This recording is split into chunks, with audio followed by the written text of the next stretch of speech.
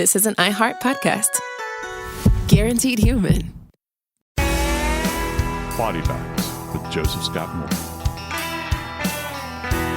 Over the course of my adult life, like many of you, I'm sure, I've found myself in the position of having to rent.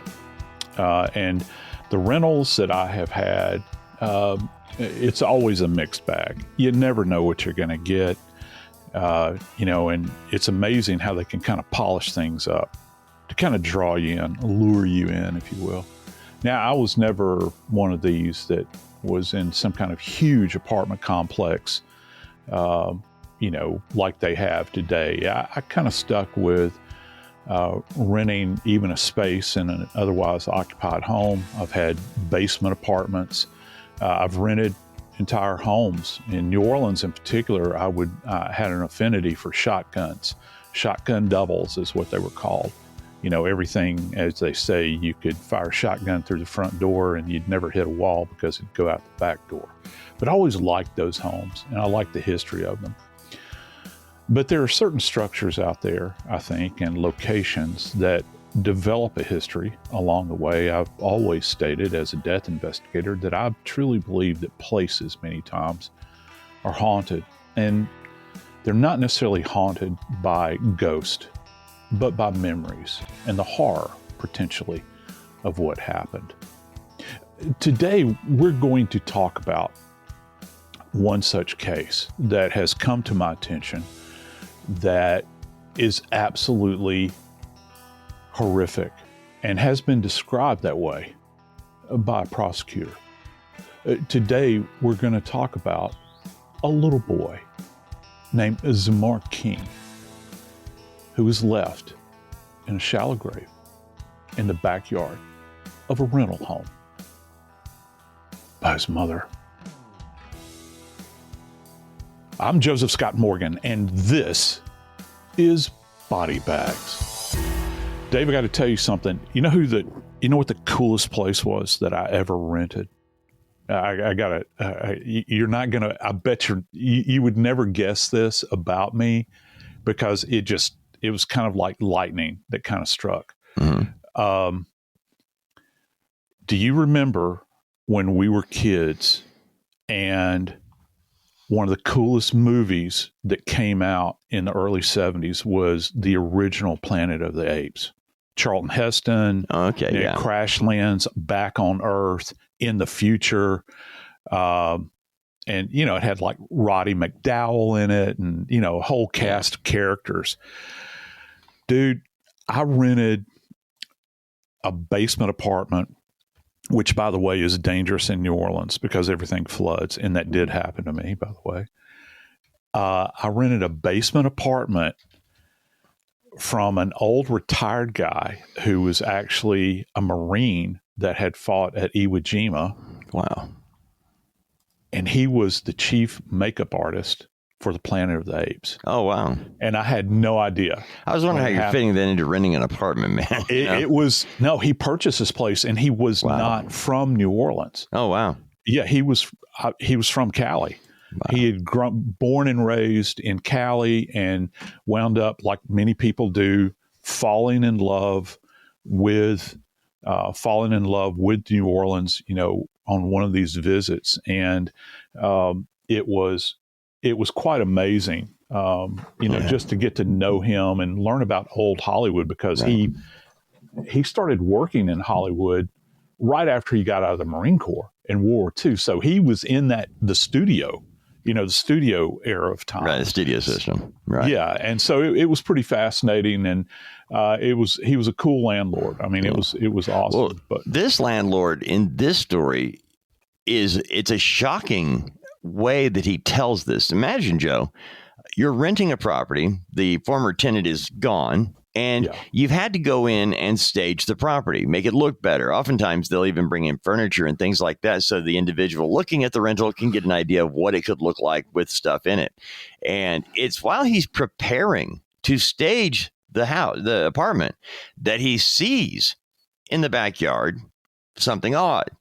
And I cannot imagine what your first thought would be But if I saw something that looked like a small foot sticking up out of the dirt, I would think baby doll. I would think somebody had a Halloween joke. That's where my mind would go. It would not go to human being, to child. That would not be part of it. And I thought, I can't wait to ask Joe this. Would a human foot sticking up out of the ground, look different than a fake foot, a plastic foot? Because a plastic foot made for a doll or a mannequin would not change based on time or anything else. It's just going to be sticking up out of the dirt like a toy. But a human foot would have suffered, even for a very limited amount of time, some type of decomposition. Oh, yeah. Would it be obvious to the regular person? I think, and this goes back to a conversation that you and I, my friend, have had many times relative to doing the double take, where your brain is trying to say that this is something other than maybe what my eyes are telling me. Right. And with decomposition, it's kind of like one of those puzzles or one of those images that you try to stare at for a particular period of time to try to pick out what's real, what's a true feature. And because of a normal biological process, such as decomposition, you might look on the ground and think that it's debris laying there, like a piece of wood, because it's going to have, unlike, say, for instance, and this is a great point, where you talked about a baby doll or a mannequin.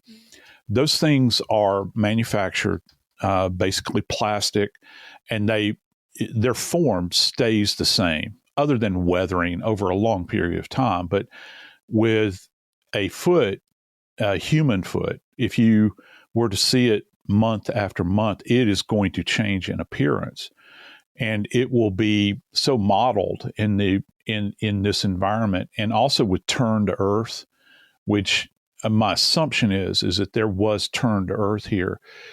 Our tissues blacken over a period of time as well. They will go dark if not properly preserved, and so you'll have this thing that kind of blends into the natural environment. So my suspicion is that the finder in this case, and of course we always talk about the finder, don't we? We talk about how important they are because they're the first eyes on. The finder in this particular case looked down, and I'm sure that within their brain they're thinking, okay, what precisely is this? And they're drawn in, and suddenly they begin to move toward that location upon closer examination, and all of a sudden details begin to pop out. And the foot in and of itself is highly complex as far as an anatomical structure. Each toenail, by the way, each digit of the foot has got a specific characteristic to it in size, structure, in the composition. And so when you begin, and I can only imagine, you begin to make out those details, particularly of the tips of each toe. And if everybody will just think about how your toes are kind of graduated in size, going from the big toe to the one that goes wee, wee, wee all the way home, you're looking at these and they're going to cease to blend. Now you're starting to see an outline. And I've had this happen, Dave, on scenes where I've had people that are literally melted into the environment, okay, with decomposition. And even with significant lighting that is out there, strong lighting, I've had to stare for a protracted period of time so that I could kind of outline things, where I could try to understand where the outer perimeter is of the final resting spot. And we're not even talking, and this is kind of fascinating about this case, we're not even talking about animal activity, where when we get into this phase where elements of the body have been taken away, that's not what we're looking at here. This foot is actually intact. The fact that the foot is intact and that it is appreciable, and that, as you mentioned, sticking up out of the earth is a huge benefit for crime scene investigators and for ME investigators that go out there, because the key, the watchword here is containment, because, therein, as we've talked about with human remains are the primary piece of evidence that you have at any scene. Okay. These remains, Dave, are not scattered to the wind. So you have them buried in one particular spot. And if there's no other defect in the earth where you've got other elements of the body sticking up, or where you have indication of maybe burrowing animals, that sort of thing, this is a gold mine for anybody working in forensics, because you've got containment here. Joe, when I'm looking over the story, and Pierce actually dug a shallow grave in the backyard. And, whenever we see something like this, usually it's the end result of something that went too far. A mother, father disciplining a child and taking it a step too far, causing their death, and then a panic sets in to get rid of the body. That's where we end up searching in trash, yards and things like that. In this case, she's in a rental home, Joe, and she goes out in the backyard and digs a shallow grave to place her 9-year-old son. Yeah. But then after doing that, she leaves. Now, you have pointed out on many occasions that oftentimes the suspect will take the victim and get rid of them close to home. And I always thought that was so they could kind of lord over the body. They could protect the body. Yep. And in this, and that way, hey, if anybody comes looking, I can misdirect them someplace else. I can protect what I've done. Nobody can find. But she didn't do that. She buries him in a shallow grave and then bolts, doesn't pay rent, and leaves. And there's nobody there to prevent the landlord from coming. As a matter of fact, he has to come and stage the house. He has to go through the front yard and the backyard. He has to inspect everything. So I guess in my head, I'm thinking she did. Now there's the reason why they bury close to home and stay there. Yeah. And I'm glad you revisited that, because we always, I always think about control over, I actually had a guy that beat his grandmother to death. And interestingly enough, for those that are familiar with Atlanta, this was right in the height. I think it was probably in about 98, maybe. It was right in the height of what's referred to in Atlanta as Freaknik. And it's a big spring break, gathering. I remember it was hot, and he beat his grandmother to death and then takes her and buries her in a clay wall beneath the house of where he had beaten her to death. And you can look at it a couple of ways. You can look, well, it's convenient. I can do this under the cover of darkness. I can just take her from the house and put her under the house, and I'm not going to be seen, leaving the home with the body in the car so that anybody could question what I'd done. You are controlling in that sense. But in this particular case, Dave, because, and you pointed this out to me yesterday when we were talking about the case, this is a rental.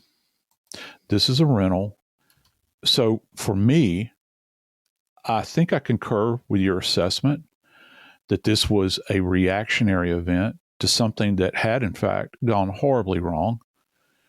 It was, and I hate to reduce it down to this was a matter of convenience for this individual. And of course, I believe that panic set in, and this precious little life was taken and then disposed of in a property that they didn't even own.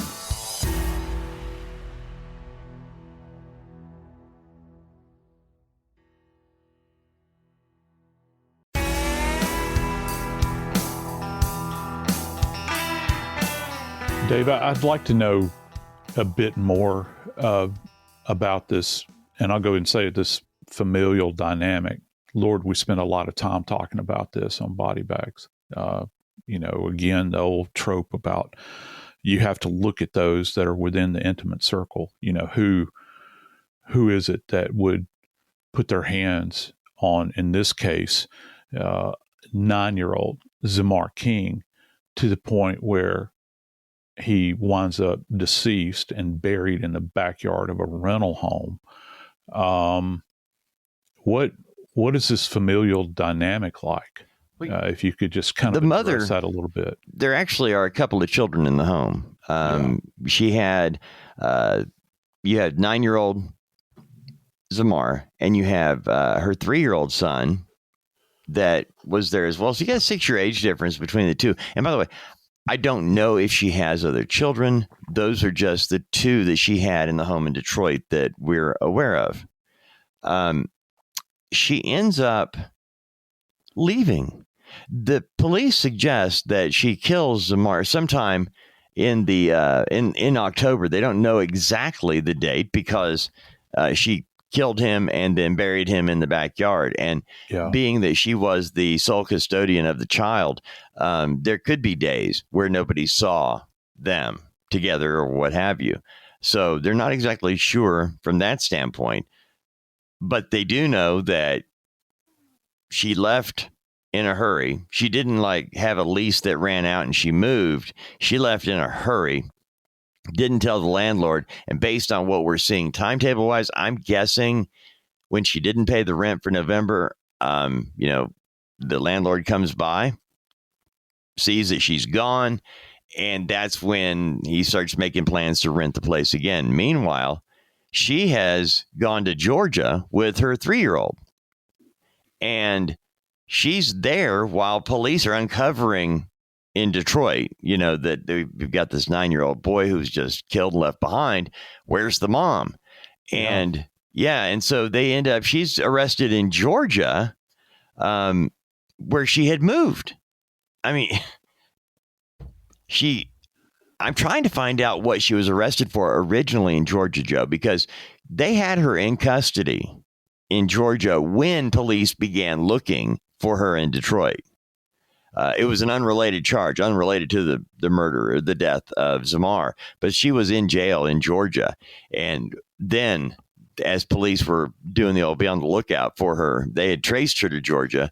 And again, I don't know how all the detectives keep things straight. They really are incredible at what they do. You got to be a great note taker. And keep up with your notebook and make sure that everything has a time annotation on it relative, because it does get very, and particularly when you're talking about with multiple jurisdictions involved, because the folks down in Georgia where she wound up, which I think was Brookhaven, if I'm not mistaken, those authorities there are going to have to communicate with those individuals in Detroit, where of course Zemar was found, because they're trying to mesh all this together relative to a timeline. Now, look, they're going to come to us in forensics, and as you well know, the biggest question that whether it's the general public or police always ask us is not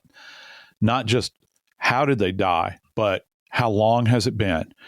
And we can only frame these things out to a certain degree where we can say, okay, this is what we believe as far as it. Now, with Zemar, she's last known, the mother, Pierce, is last known to be present there back in October. Okay. Well, she bolts after that period of time. And Dave, one of the reasons I wanted to talk about this case today, this is a brand new case. This is something that popped onto our radar. And again, Pierce, in this case, I have to make this disclaimer. She's merely a suspect and has been charged, alleged, and we'll get into her charges in a bit. But it was so over the top and so very bizarre, considering a lot of the stuff that comes across your desk and my desk, that I wanted to address it. And just to say that she's not, she's not been convicted in this case. But, he was found, and correct me if I'm wrong, I think his remains were actually found January the 9th, if I'm not mistaken, up in Detroit, or it approximates that period of time. Actually, Joe, the remains of Zemar were found on January 6th, and she was arrested in Georgia on January 10th.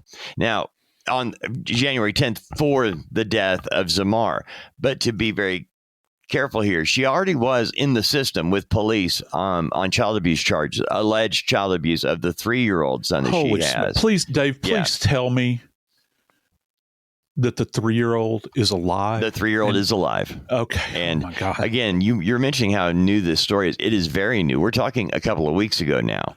So to get the timeline is, police believe that sometime in October, Zemar was killed, that he was smothered and choked. We need to get into the autopsy in just a minute, but investigators believe he was killed in October, and that she fled town after the 1st of November.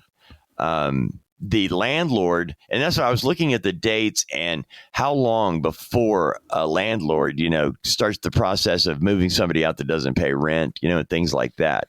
And so she leaves. His body's buried in a shallow grave in the backyard. She's in Georgia and runs afoul of the law, allegedly for abusing the 3-year-old. On January 6th, they find the body of Zemar in the backyard. His hands and feet are tied, by the way. And they then take her into custody for the death of Zemar in Georgia. Her other child, the 3-year-old, is put into foster care in Georgia. And this is all happening just last month, so a few weeks ago. And of course, they're going through the entire process now of putting this case back together. But that kind of lines you up there. Wow. God, this takes this to an entirely different kind of ghastly level. First off, thank the sweet Lord above, this 3-year-old is still alive. Yeah. Because, I found, Dave, in a lot of these cases that we cover, God, this sounds horrible, and forgive me, but I'm going to go ahead and say it. I don't care. The first one's hard. But after that, there's an ease, I think, that overcomes the perpetrator. I've done this already. I can do it again. It's not a bridge too far, if you will. The initial event, I've lightened my load by abstaining myself of this 9-year-old. How much easier now would my life be if I didn't have the 3-year-old?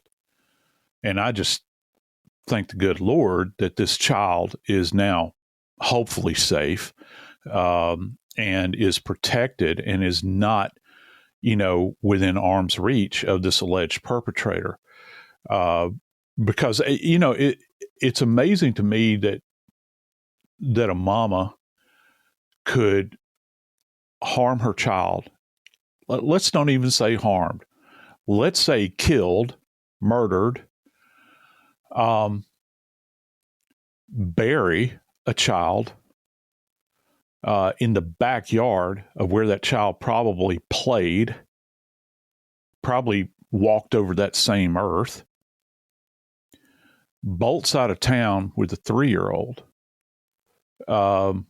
They're not. Where else do you have to go? I talk about how there's. I've said this before, but there's no basement in the house of depravity. It just keeps going and going and going. Hopefully, the future is going to break a little bit brighter, perhaps, for this 3-year-old. But still, we have to understand what actually happened to Zemar.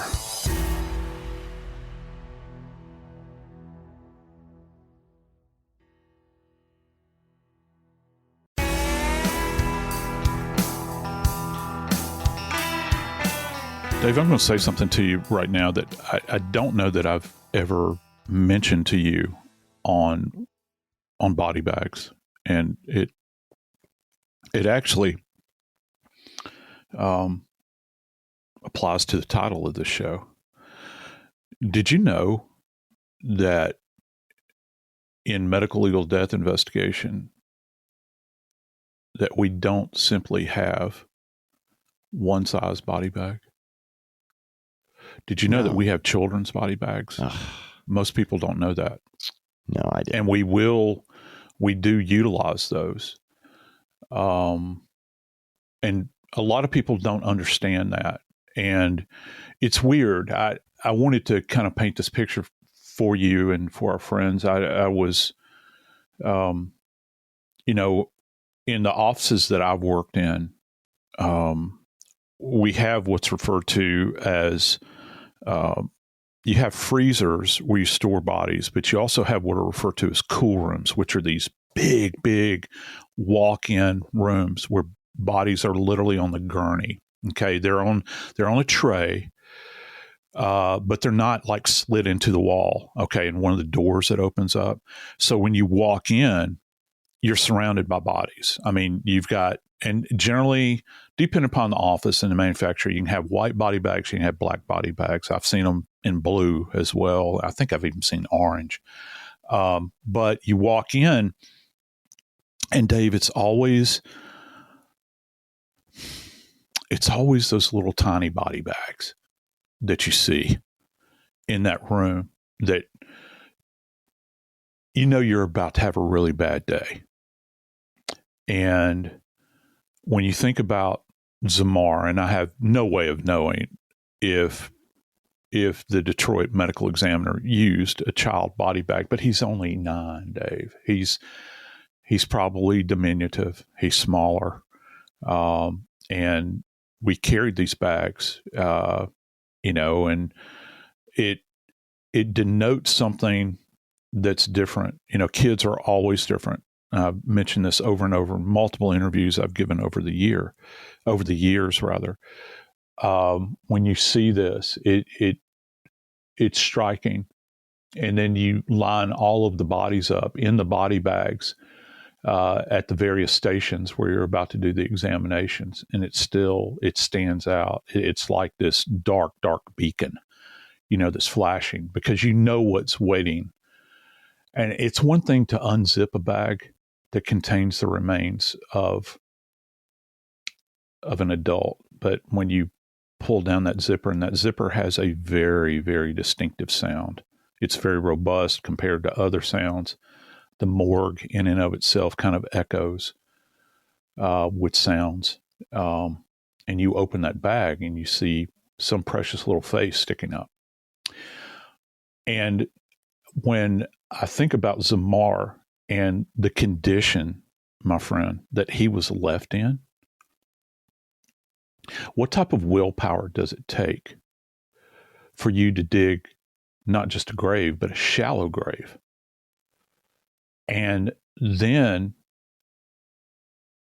to stare down on those mortal remains of that precious little child, and you start pitching dirt in on top of them.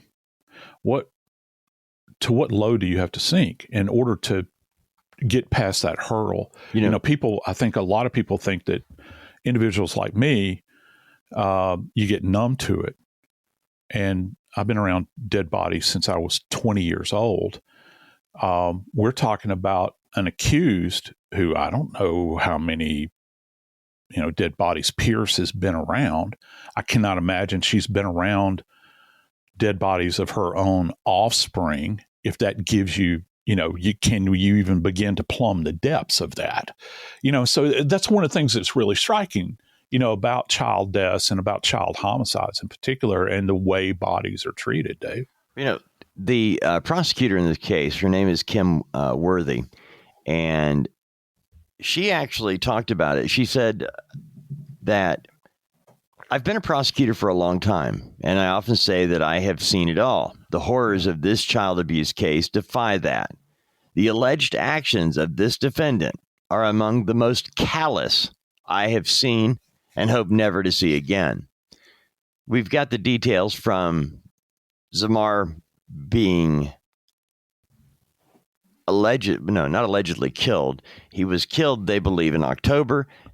They believe that he was then buried on that property by his mother, and the hands and feet are tied, Joe. Yeah. And they're not being specific if his hands and feet were tied before he was killed.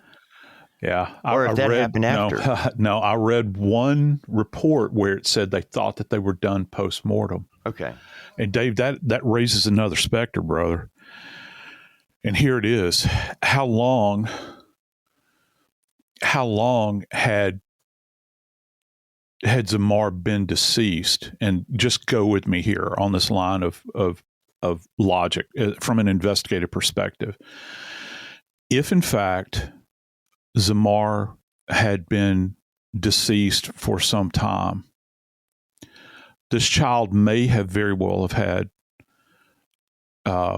rigor mortis setting in.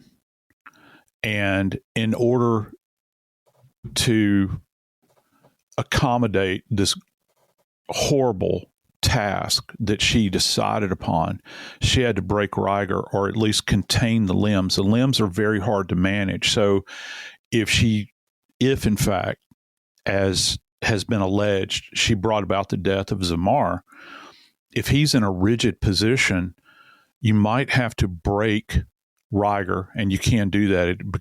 Bodies become very stiff. And then in order to guarantee that he's going to stay in this kind of contained, easily manipulated position, and I'm not talking about some kind of psychobabble manipulation thing. I'm talking about physical manipulation of the body. If that's the case, then the hands could in fact be bound and the ankles be bound. The one interesting thing is she goes to trouble, allegedly, to bind the ankles, but yet the foot is sticking up out of the ground. And so you can kind of go with this line of logic, and you're thinking, what was this dynamic that had occurred? Because if I am to believe that report about this may have been done post-mortem, then why go to this trouble? And there are certain scientific conclusions that you begin to reach relative to this.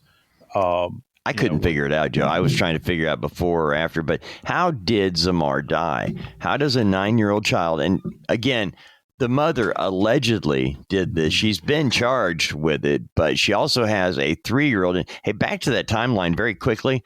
Yeah. After leaving Detroit, after burying her son, allegedly going to Georgia from Detroit with her 3-year-old. Police were called to her on December 20th, 5 days before Christmas, of alleged child abuse of the 3-year-old. And it was during the time that she was in jail on that charge that the other charges came through from Detroit, and things started linking up, from the investigation standpoint in Detroit and Georgia and all that. But when I was trying to figure out what was taking place in that home and thinking, you mentioned, about somebody being able to repeat the crime. Yeah. The worst thing you can do is kill somebody, right? That's top of the line. It doesn't get any worse than that. So if you've done it once, I had never thought about that, Joe. I did it before. I can do it again. Was that what she was trying to do to the 3-year-old? Somebody step in. I want to find out more of what took place with that child. But anyway, the 9-year-old, after they get the 9-year-old out of the grave, and I have to wonder, and you pointed out earlier that one of the questions we always ask is when. Can you tell me when this child died? And I'm, I think a lot of times we wanted to be very specific, what day and what time of the day. And, you've cleared that up for me, and I'm thankful that you have, because I was one of the many that thought that you could do it like counting the inside rings of a tree, that you could get me down to lunchtime on the 23rd of November, October, whatever. I thought you could. I didn't realize how tough it was to determine. I had no clue. I really did think it was something you guys did. easily. No, we can approximate things, and I've talked about this before, as you well know.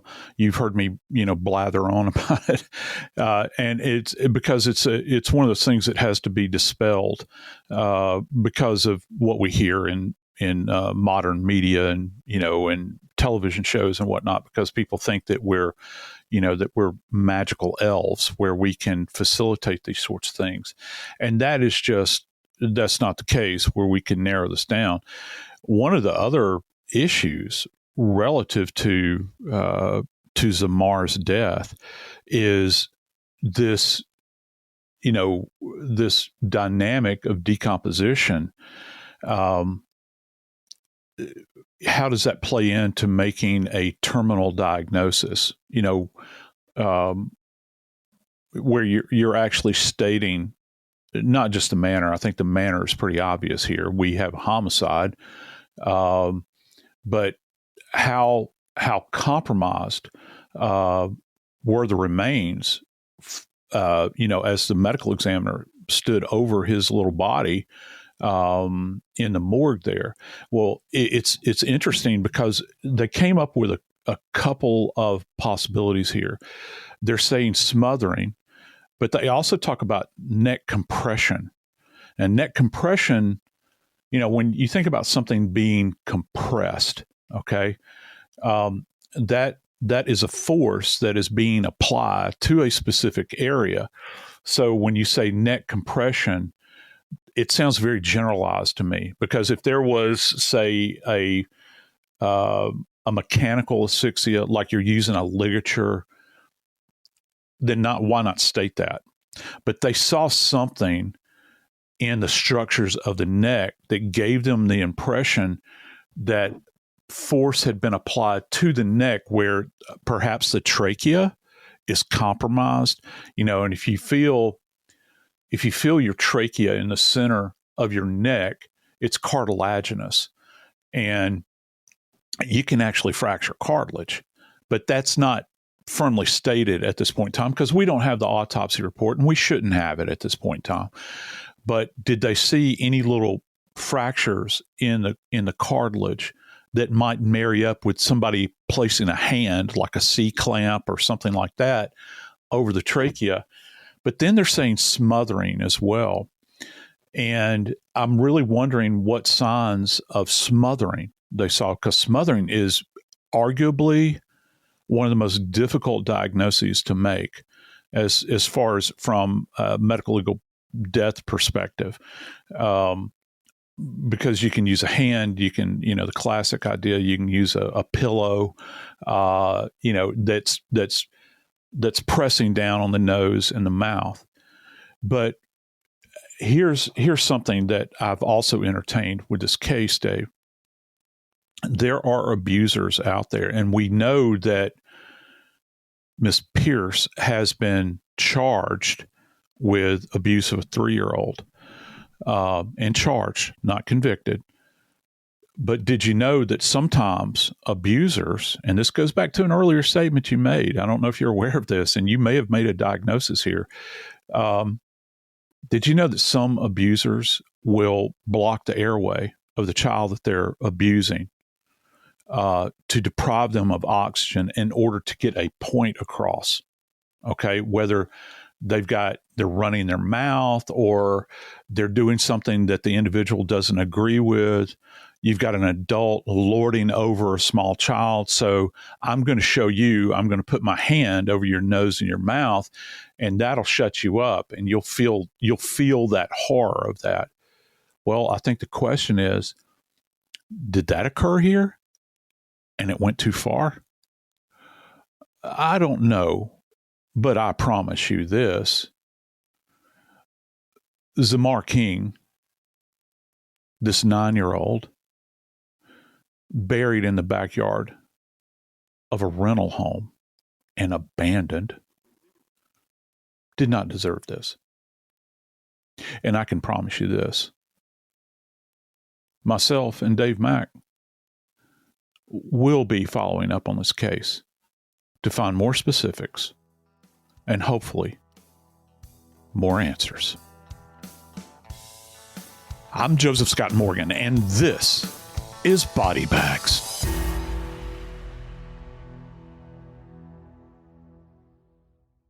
This is an iHeart podcast. Guaranteed human.